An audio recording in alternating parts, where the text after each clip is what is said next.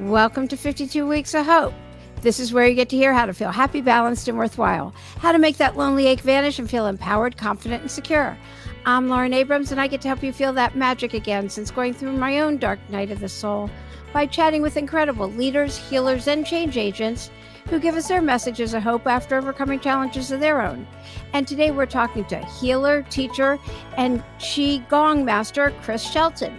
Are you feeling stressed, in pain, and out of alignment with your health? Are you sluggish? Are you ready to level up and get back to your clear, confident, vibrant self? You're going to love listening to Chris today. His holistic teachings are designed to get you out of stress and pain and into your highest natural state of health and well-being. You get to learn how to love life at new levels, align your emotions and body, and create or recreate the results of your dreams. Get ready to listen to one of the most empathetic people I've had the pleasure to meet. Welcome to 52 Weeks of Hope, Chris Shelton. Yay! Thank you so much for having me. This is so much fun. Thanks. I'm so glad that we're getting to do this finally. Okay, first of all, for anybody who doesn't know, first, can you explain what QiGong is? And Tai Chi also. Okay, so actually that's a really good question because Qigong is the foundation of Tai Chi. It's also the foundation of acupuncture and Chinese medicine. Qi is the life force energy that emanates through all living things, and Gong is the skill for which we harness this life force energy. And in this case, and in the style of Qigong that I teach, is for mental emotional wellness, which then helps to reduce inflammation and reverse the process of disease.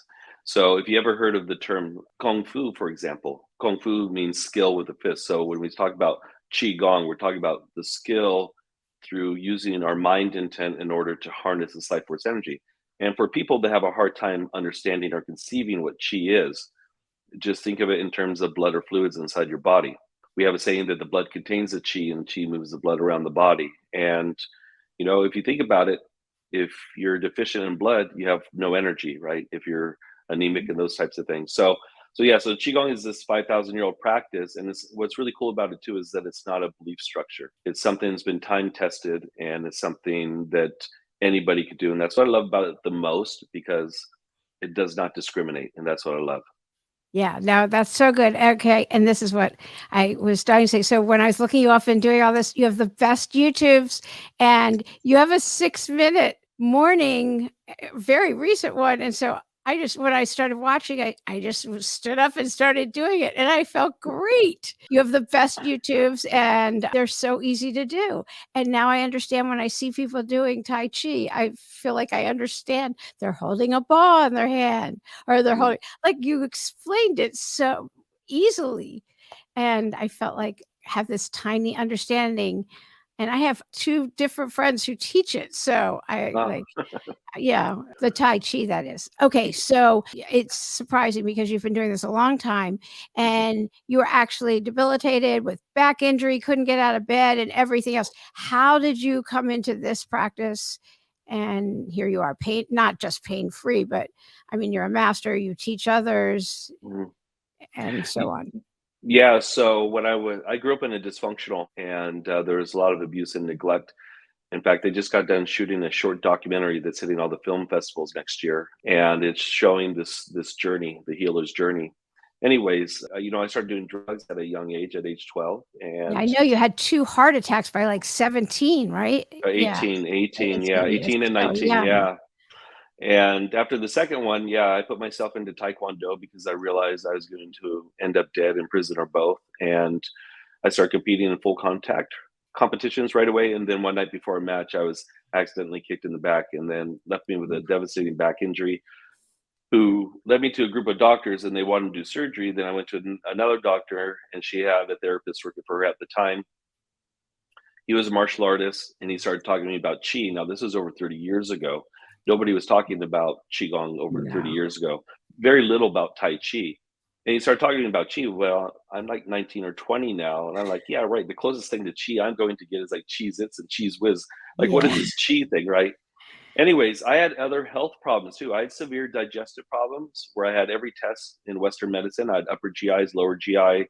I lived on medications. If I ate a salad and avocado, I was in a fetal position 2 to 3 hours later, or waking up in the middle of the night vomiting as a result. Or if I had any kind of animal fat whatsoever, let's say like a pork chop, I was devastated. Also, I had chronic sinusitis. I had severe allergies. And so I lived on all kinds of medications. So I started taking these Qigong classes while my back was mending. And there's only two other women in the class. And these women were sensing and feeling things. I wasn't feeling much. In fact, at one point, I thought I was a chi dud because they were talking about all these sensations. I'm like, I don't know what you're talking about. Anyways, but what I did notice though, after about 6 months, those other health ailments, I couldn't tell you exactly when, but they went away. And I thought, wow, if a simple, specific movement and specific meditation could do this to me, then there must be something to the medicine. And that's when I started studying classical Chinese medicine.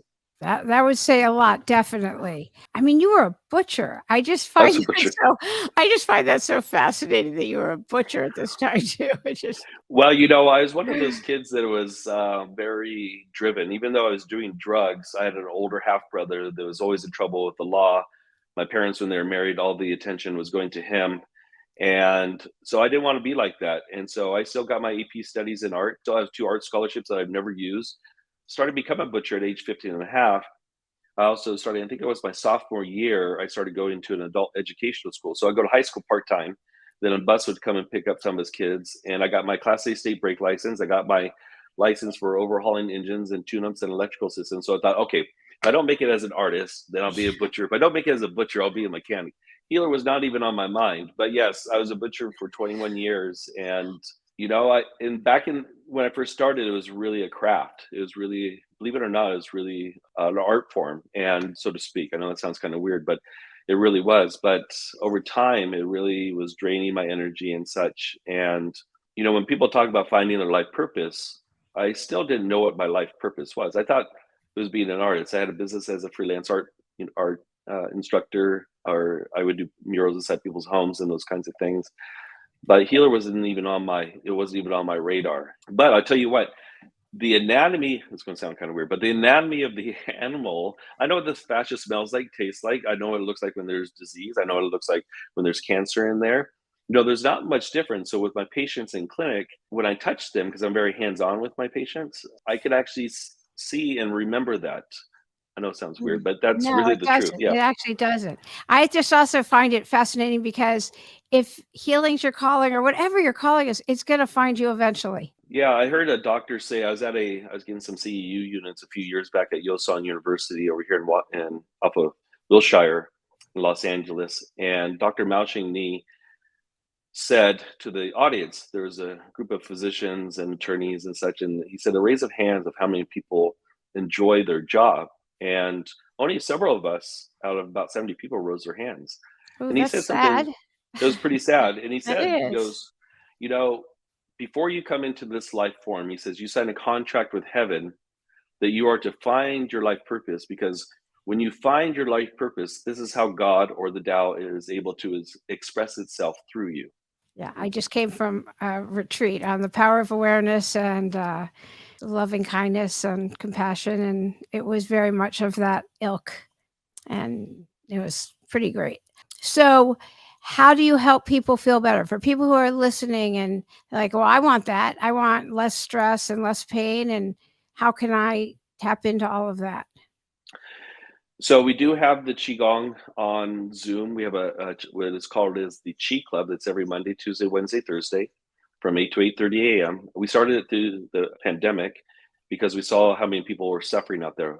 Besides living in Los Angeles, we also have a clinic in San Jose in this San Francisco Bay Area, and we have government contracts up there. So we got to see the real numbers of the suicides and the spousal abuse and the child abuse.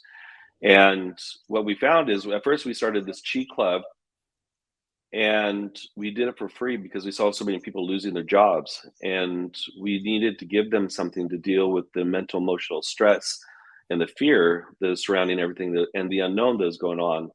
And it just continued. And so we have the Chi Club, and what's nice about it is that we have people from around the world, and if you can't watch the class live, then you could tune into the Zoom later. You have the Zoom recordings for up to a week. I also have the 30 Days of Qigong on YouTube. So if you go to Chris Shelton Qigong on YouTube, then you'll find the 30 weeks of Qigong, which corresponds with my classes that I used to teach live in San Jose. So it's like you're taking 30 weeks with me at my studio in San Jose. So each day I talk about the practice, why you're doing it according to Chinese medicine, and then how to do the practice itself. And then each day builds on top of that. And then it also corresponds with my first book. So, Yeah. Yeah, and your book's great. and so we have that. So this style of Qigong is self-empowerment, and meaning you learn the practices to take control over your own health care. We have a saying that the superior doctor is one that can prevent disease before disease sets in. The great thing about Qigong is that it creates an awareness within yourself to where you become your own superior doctor. So our big mission is self-empowerment. Now, I do see patients in clinic, and that's what brought me into Hollywood and to Los Angeles to begin with, because of the high success rate in the San Francisco Bay Area. And at first, my wife and I were flying back and forth. We bought our condo here in Burbank back in 2016, but we're flying back and forth. And I had to ask myself, why am I doing this for? Why am I killing myself? Because I don't get starstruck by anybody. I think I told you before we went live, the only person that I did get starstruck over was Maria Shriver. But, I treat everybody the same. And so I realized, well, the next stage in my career is television and movies. So they just got done shooting a short film documentary on me. I was just in a movie this last year with Billy Blanks, will be coming out on Netflix, where I get to play a cross between Yoda and Mr. Miyagi. So I get to drop some ancient wisdom in this film, Which is perfect. Yeah. and then we're going to be shooting a film here for a cooking show on Chinese nutrition. So there's two types. There's the Qigong, like I'm talking about, where you learn these practices for yourself, and then what happens is that you apply these daily, and it's something that you could do from a seated position or standing position. It's very easy to learn. And what I love about Qigong more than Tai Chi is that Qigong is so simple to learn. Now, Tai Chi is more complicated, and actually it's a martial art, and I used to compete with it as a martial art, but Qigong is so simple to do. And again, the style of Qigong that I teach is for your mental emotional wellness, because according to classical Chinese medicine, the leading cause of death and disease, besides poor diet, is emotional trauma. And what's amazing is that when I see a patient in clinic, I have so many tools to diagnose or assess the situation. I could take their pulse, I could look at their tongue, just like the acupuncturists do. But one of the favorite things I like to do is read a person's face.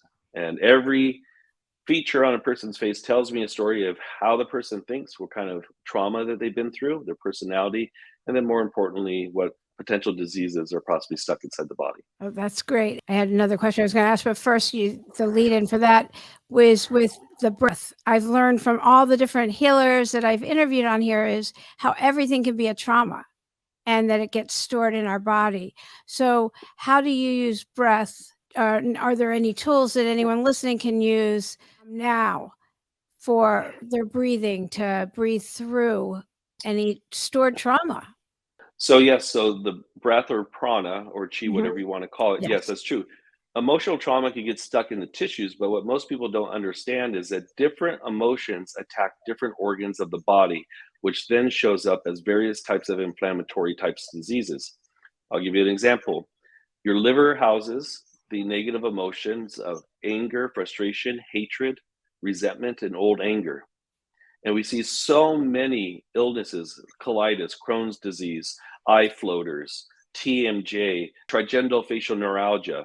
Depression is a liver dysfunction as a result of those emotions not being expressed appropriately. Fear, when you're afraid of something, or if you've experienced something that is shocking. So let's say you survived an illness, a car accident, abuse, trauma, then what happens is that fear and that shock gets stuck in the kidneys. And then we see all types of diseases coming as a result of that. Anxiety affects, or over intellectualizing things too much affects your spleen and your pancreas. And we see numerous conditions from prolapses, like prolapse of the uterus. We see blood deficiencies like anemia. We see numerous conditions that come up. Your lungs are affected by the emotions of grief, sadness, sorrow, loss, disappointment, shame, guilt. And then we'll see numerous conditions like chronic dry cough. For example, a person loses a loved one, or their pet runs away, or it has to be put to sleep, and all of a sudden they develop this unproductive dry cough. The unproductive dry cough is actually the grief stuck in the lungs. So then the heart is the emperor or empress of the body. That heart of yours is going to dictate how an emotion is going to be expressed or suppressed. And if you think about it, if you're angry, what happens? Your heart races and then attacks your liver and your gallbladder.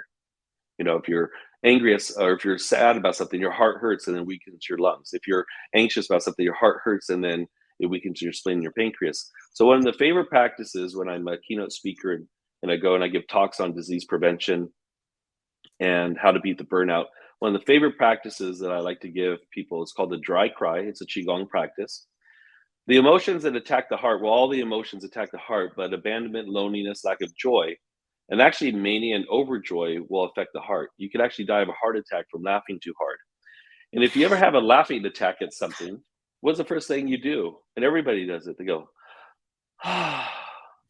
why? Because the heart is trying to regain balance again. So what I ask people to do, and there's healing sounds for those four other organs. So the healing sound for the heart is ha, like laughing, ha. And what you do is you think of a trauma, past or present, feel it, who's involved, what's involved. As you inhale, imagine this pink cloud filling up into the heart. Then as you exhale, lifting the chin, and allow for that circumstance to leave like a dark cloud, and do that over and over again for like 5 or 10 minutes. Now, it's okay if different thoughts come through your mind, that's okay, but I want you to feel it.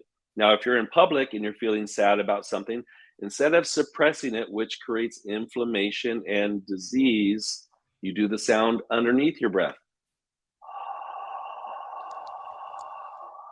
And no one will know what you're doing, but instead of suppressing, you'll be releasing as it comes up. But again, the difference with this is that I'm connecting with the specific organ, the color that affects the organ. So each of these 5 organs have a different color that affects them or benefits them.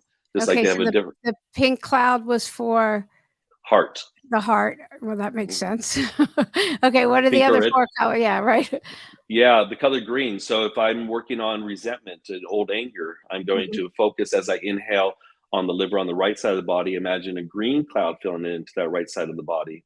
And then I'm going to focus on that person or event or institution. There's a lot of things to be angry at right now. And I would focus on that. And then as you exhale, the healing sound for the liver, for example, is shoo. And as we release this anger and this resentment, then what happens is the positive virtue of kindness, creativity. Now, a yellow cloud, a yellow or orange, benefits the spleen, stomach, and pancreas. White or gray or silver benefits the lungs. And then blue or black will benefit the kidneys. And actually in clinic, we could tell if a person is deficient in a certain organ by what color clothes that they wear on a regular basis. Interesting. We pay attention to everything. Everything means something in my world. Everything does. So that dry cry, one last thing about that too. Have you ever gotten sad where you feel that stuck feeling in your throat?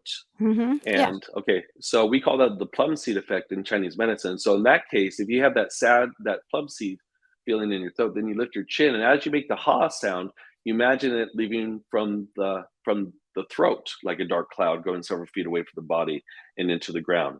Because we'll see it a lot of times, for example, where maybe child is taking care of a parent that had cancer and then passed away, and all of a sudden they develop the unproductive dry cough, but they have this stuck feeling here. Then a year later, they develop esophagus cancer. Wow. It's not by accident. So yeah, so those different colors, by the way, those foods then. So wait, which one's for the throat? Oh, the throat would be, well, it's ha with the heart. Okay, so it's pink? Yeah, so you just imagine as you lift the throat, as you make the sound, that circumstance is leaving like a dark cloud going several feet away from the body and down deep into the ground. Okay. So unlike conventional therapy, because what's funny is that I give talks to the Department of Psychiatry also with these types of tools and techniques. And this is my own experience. Unlike conventional therapy, where sometimes I go in and they ask me questions where I relived a situation. It's like they picked the scab off I left there. I was like, oh man, I feel worse than what I did when I came in. So I want you to relive the situation. I want you to pick the scab. But by doing the specific organ movement and or specific sound, that's how you release the vibration. Okay. So a really quick story. So how I met Maria Shriver was that, Well, after I met Maria Shriver, the Special Olympics was coming to the US for the first time in, I think, 30 years or 50 years. And so she got a hold of the committee and she wanted me to present Qigong on stage for the opening games. Well, there's a lot of hands inside the bucket, so they wanted me to prove myself. So I had to perform at UCLA first for the US games, which is fine. Anyways, this gentleman by the name of Brett Lauza, he's one of the Special Olympic athletes. He was about 24 years old. He got up on stage. He saw the 3,000 or 4,000 people in the audience. He froze and he walked off the stage. Oh, And so I ran into him and his mom later, and they said, Chris, the problem is that I'm one of the torchbearers carrying the torch from Athens, Greece, and I'm supposed to stop in different cities along the way, and I'm supposed to give a speech. I froze once. What happens if I freeze again? And so I gave him the heart healing sound for anxiety, and then I gave him the heart move. Well, guess what? The torch came through Los Gatos, California, up in the San Francisco Bay Area. The police and the mayor escorted him in. He got up on stage, gave him an amazing speech. I ran into him and his mom afterwards, and he's now speaking in front of over 10,000 people because of those two practices. That's so great. Yay. I love that. And I got goosebumps. Okay. So when you were saying all that, this seems like all the more reason no one should be on medication for their emotions and feelings, because how are you ever going to be in touch with them if you don't? Although I guess that's like a fine line. It's a fine line. Yeah. Yeah, we won't go there. Yeah, because I do believe in integrated medicine. Sometimes if a person is suicidal, you have to back them off the cliff. Right. And that's where especially antipsychotics and those kinds of things. Yeah. That's totally different. Yeah. Yeah. But for anybody who's come into our clinic with depression and anxiety, we've gotten everybody off their medication. Now, the key though is that the patient has to be the participant in their healing journey. Can't do it all for them. So when people come to you, and I guess this would be a lot of the celebrities and stuff, when they say they're seeking fulfillment, I guess what they're really they want some sort of relief, like inner meaning or something like that. Do you just intuit what they want, or do they get to that place on their own, or does it just depend? Well, first of all, when people say you have to go see my Chinese medicine practitioner, and then you see me have these tattoos and a bald head, like, that's not him. It just depends on the individual, and I don't believe in wasting anybody's time, energy, or money. And so normally if a patient comes in, whether a celebrity or not, they normally have some type of health ailment going on, and my expectation is for them to resolve that health ailment right away. So my second book that's coming out later on this year is on how to fix back problems from the cervical spine all the way down to the lumbar. So I'm teaching people how to do it. And when I tell people that back issues are easy to fix, they laugh at me like I'm crazy. And I'll give you an example about emotions showing up as disease. So neck issues, cervical issues, I don't care if it's cervical arthritis, cervical stenosis, it doesn't matter what it is. Unless you're doing jiu-jitsu and someone popped your shoulder out, or you're a ball player and you popped your shoulder out pitching, every single shoulder or frozen neck issue that I've ever seen always comes back to emotions that affect the heart. I'm going to give you an example. So Mike Kroger, the guitarist for Nickelback, for the rock and roll band Nickelback, came in to my office in San Jose, flew in. Some of our people in Chicago told him, Mike, before you go have that neck surgery, why don't you, go talk to Chris. Anyways, you can see the cervical arthritis in his x-ray. It was apparent. And so he flew in. And so I said to Mike, I said, so, what was going on 2 years ago before this pain started showing up? And he goes, no, I think really it was just, the stress of being on tour. I think the way that I hold my guitar on stage. And then he paused and he thought about it. And he said, you know what? Actually, 2 weeks before the pain showed up, my horse died. So his horse died. He took care of business like we all do, went back on tour. And then one day his body said, you can pretend like that didn't hurt you, but it did. And so what's funny is that he did a testimonial for me on YouTube for the TV show Celebrity Sweat. On that interview, he said that I got rid of his arthritis in 30 minutes.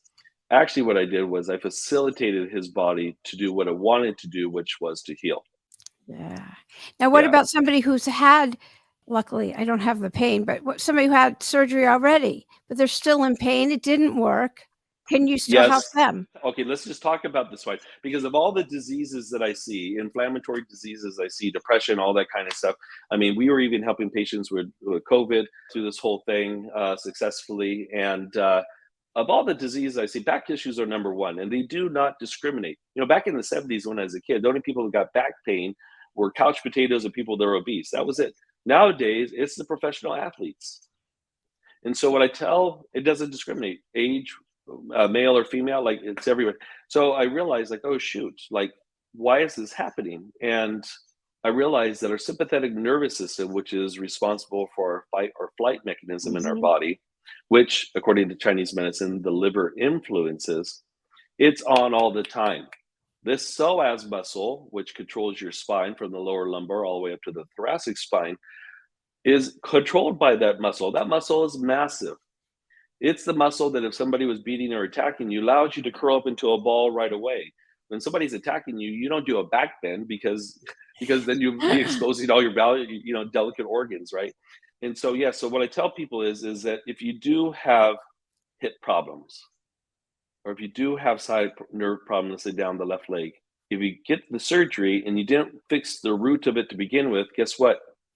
A year or so later, it's going to show up on the opposite side. So what's the root of something like that? Well, the root of it always comes back to the psoas, but we have to look at how much stress is in the person's life. What is going on? How much resentment do they have? How much old anger do they have? Because if you think about it, sympathetic nervous system, fight or flight, going back to what I was talking about the liver being affected by anger and resentment. If you're angry, most people want to fight, right? So your body is in this heightened state of contraction.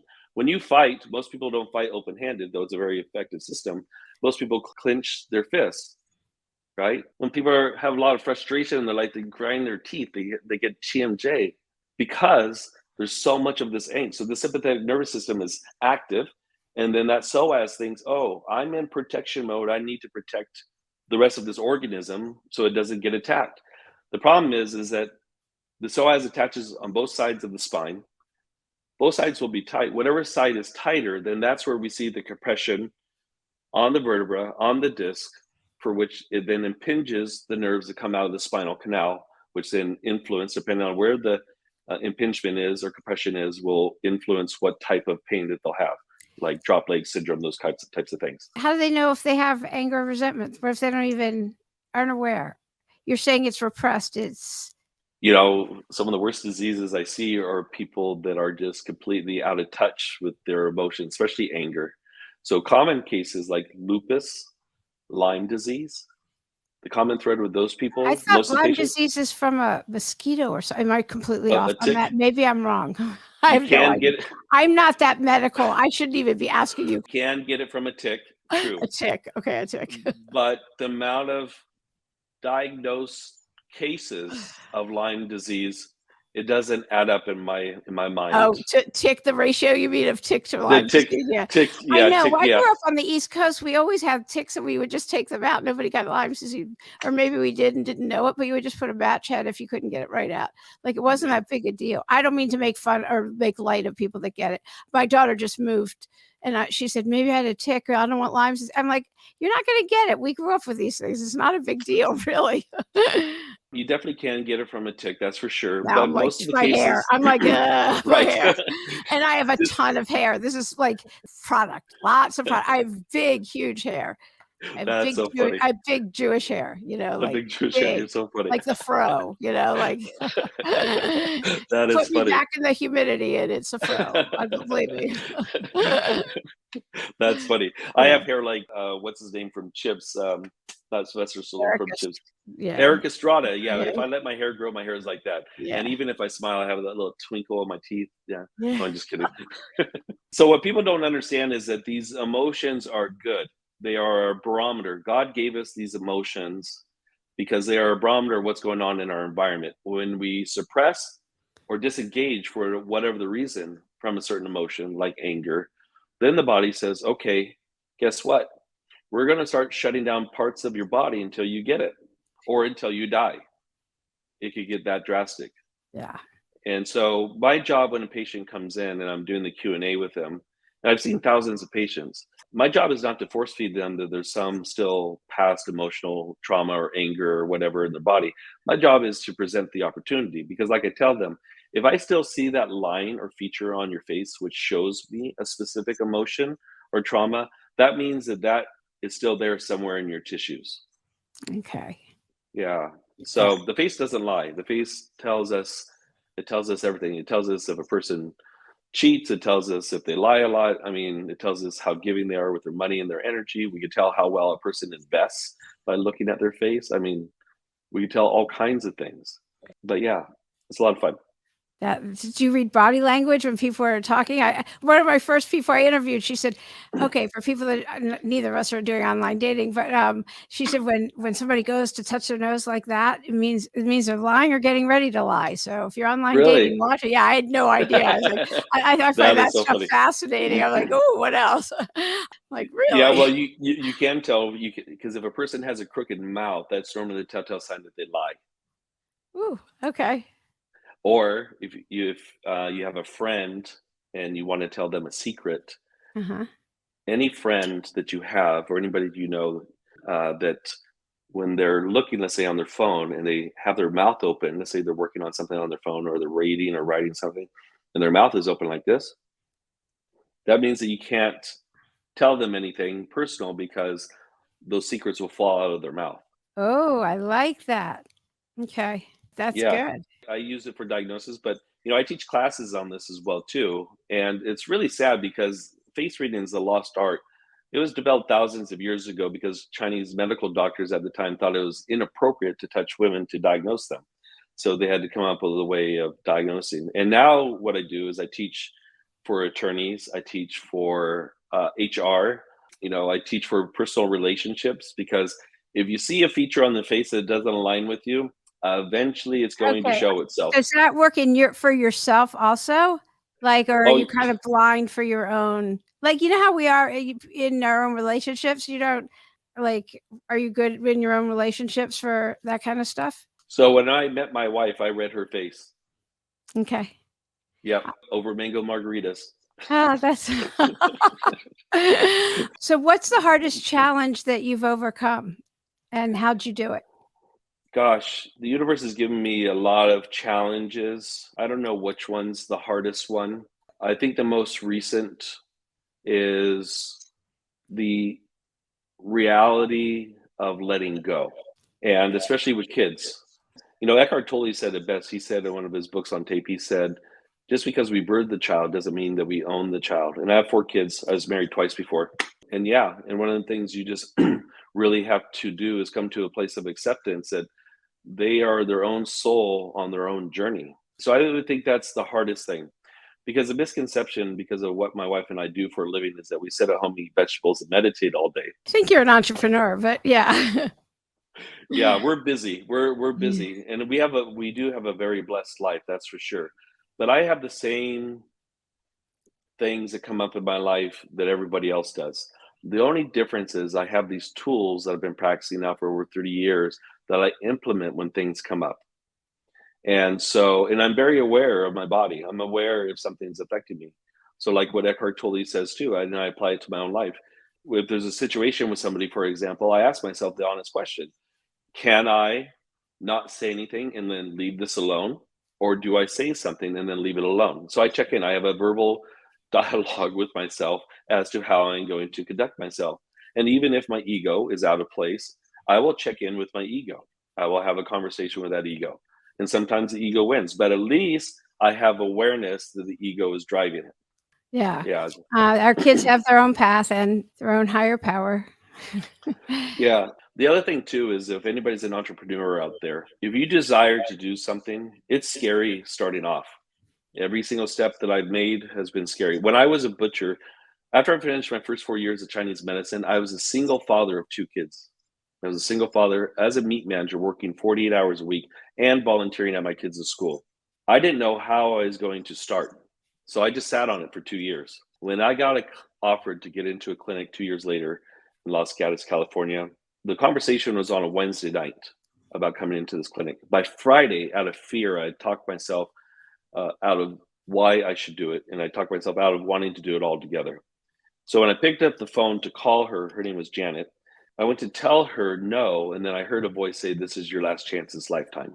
And so I took a chance. And now I was living paycheck to paycheck back then, single father, living paycheck to paycheck. I didn't know how I was going to start up a clinic and stuff like that, but things worked out. And then as my business grew, I bit off more, I expanded, slowly expanded. And then, for the first 4 years that I started Morning Crane, because that's the name of the company, is the Morning Crane Healing Arts Center. The first 4 years, I averaged about 3 to 4 hours of sleep a night because I was doing both. And then I got it to where, as a manager, which was unheard of, because as a meat manager, as a meat cutter, period, you could not work less than 40 hours a week. And so I got it to where I was only working 20 hours a week, and to keep my health benefits, because that was a scary thing too. What if I quit and retire? I had 100% medical, I had 100% orthodontics, 100% dental, eye care, everything was 100%. My copays were like $5. And so when I finally retired after 21 years, because it got too much, I was getting burnt out. It was interesting because I only worked Friday, Sunday, and part of the day on Monday. After I retired, 2 weeks later, my patient load filled up on Friday and those Mondays. And so every step of the way was scary, but your perseverance. And I even had my mentor, who I studied with for 11 years, try to sabotage me. I had family members try to sabotage me. That thought I was living a pipe dream, that I was doing some kind of cuckoo type thing or something. And it started to take I'll be honest, it started to take the wind out of my sail a little bit.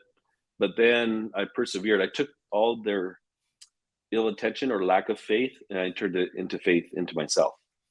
Yeah, when you start taking the action steps towards your dream, the universe rises up to meet you somehow. I don't know.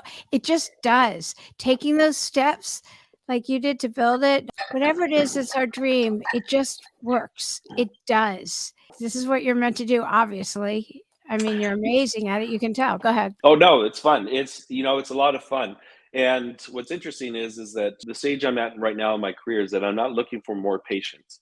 What I'm looking for is I'm looking for students, because I could teach this to other people. Yeah. So at the end of August, a 2-year mastermind program starting. The prerequisite is that you have to do our level 1 and level 2 QiGong teacher training program. And if you're interested in looking into that program, it's QiGongTeacherTraining.com. We're going to have all your links are Okay. for everything are going to be on the website. Yeah. We'll have the teacher training, your book, your next book when it comes out will be on there, which we're excited about. I mean, it's perfect that it's on, and all of that. Yeah. And I love that it's on the spine, and because that makes sense. Do you have a message of hope you want to give? Message of hope is that even in the darkest hour, always hold on to that little glimmer of light, because the light will always outshine the darkness. And if you approach life that way, then even with everything that's going on in society right now and around the world, don't get caught up into the negativity. Look at the light, and you be that beacon of light, because in order to create change, you have to change yourself. And how do you change yourself? You change your paradigm for what you think. And so if you're thinking negative thoughts, and if you're only listening to negative things, it's going to be hard for you to become positive. So in order for you to be that beacon of light, yes, educate yourself, be aware of what's going on in the world, but be that beacon of light and be mindful over what you think. It's a vibration. There's a Taoist master that said this, Master Hua Jingni. He said, just like fish are unaware of the vastness of the ocean for which they swim in, us humans are unaware of the vastness of chi for which we swim in. And it's so true. So if you look at it that way, our thoughts vibrate outward and connect with other people of the same or similar vibration. And so be mindful of your thoughts, hold on to the light, because no amount of darkness, and I've been in some pretty dark times. I've seen some darkness. I've been around dark people. No matter how much darkness there has ever been in my life, holding on to that glimmer of light, which is hope and faith, always outshines the darkness. That's great. Yeah, it reminds me of whatever we focus on grows. Mm-hmm. Yeah, what we think about, we bring about. It's really the truth. And I'll be honest, even the growing of my clinical practice is that I believe that we can manifest what we want in our life, but you have to take action steps. It's not just thinking, Yeah. okay, I want this. We still have to take the action steps to get there. But yeah, and so what I love about Qigong is that it changes your vibration, it raises your vibration.